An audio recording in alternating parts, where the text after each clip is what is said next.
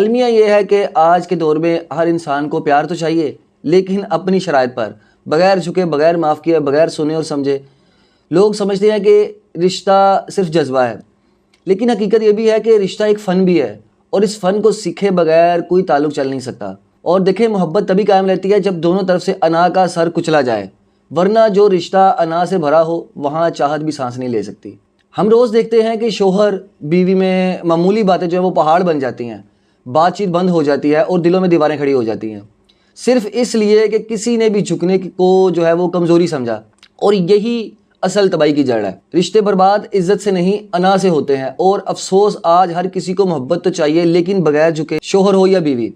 रिश्ता वहाँ तक ही चलता है जहाँ झुकने की गुंजाइश हो, लेकिन आज हर शख्स खुद को अक्ले कुल समझता है और दूसरे को कमतर। बीवी कहती है मैं क्यों पहल करूँ, शोहर कहता है मैं क्यों मनाऊँ, और दरमियान में रिश्ता मर जाता है।